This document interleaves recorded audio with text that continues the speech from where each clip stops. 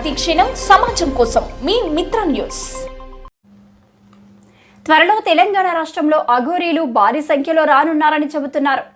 కార్తీక మాసం తర్వాత తెలంగాణకు అఘోరాలు పెద్ద ఎత్తున రానున్నారా? అసలు అఘోరీలు ఏం చేయబోతున్నారు? కుంభమేళాలో అఘోరాలతో చర్చలు నిజమేనా? ఇలా ఇన్ని ప్రశ్నలకు సమాధానం మాత్రం ప్రశ్నార్థకంగా మారింది. కార్తీక మాసం తర్వాత పెద్ద ప్లాన్ అమలు చేస్తున్నట్లు తెలుస్తుంది.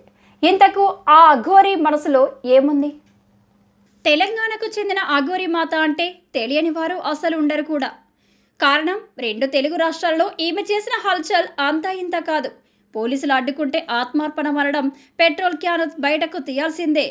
ఏపీ పర్యటనలో శ్రీకాళహస్తి వద్ద అన్నంత పనిచేసి మేనేజర్ కూడా చేసి చివరకు పోలీసుల చొరవతో వెనక్కు తగ్గారు.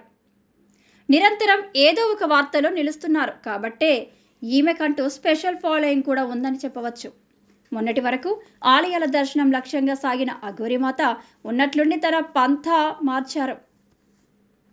ప్రజలకు సేవలు చేస్తున్న స్వచ్ఛంద సంస్థలు, హిందూ సంస్థల కార్యాలయాలను అఘోరీ సందర్శిస్తున్నారు. అందులో భాగంగానే దిల్సుఖ్ నగర్లో పర్యటించి సేవారంగంలో రాణించే వారికి తాను అండగా ఉంటానంటూ ప్రకటించారు.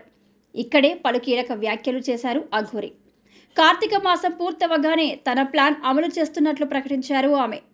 త్వరలో జరగబోయే కుంభమేళాలో అఘోరాల మీటింగ్ జరగబోతుందని, ఆ మీటింగ్లో ఆలయాల కూల్చివేతలకు పాల్పడిన వారిపై నిర్ణయం తీసుకుంటామని ప్రకటించారు. అంతేకాదు, తెలంగాణకు కార్తీక మాసం తర్వాత భారీగా అఘోరాలు రానున్నట్లు, తన గురువు ఆదేశాల మేరకు తాను నడుచుకుంటున్నట్లు తెలిపారు.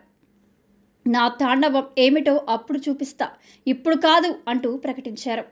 హిందువులు ఏకం కావడం లేదంటూనే ఆలయాలపై దాడులు నియంత్రించకపోతే ఆత్మార్పణ నిర్ణయానికి తాను కట్టుబడి ఉన్నట్లు మరోమారు ప్రకటించారు.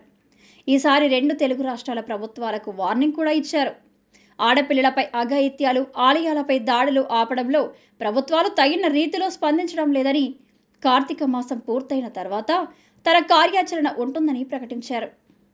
ఈ కామెంట్స్ చూస్తే కార్తీక మాసం తర్వాత అసలు తాండవం చేస్తానన్న అఘోరీ మాత మాటల్లో అంతరార్థం ఏముంది?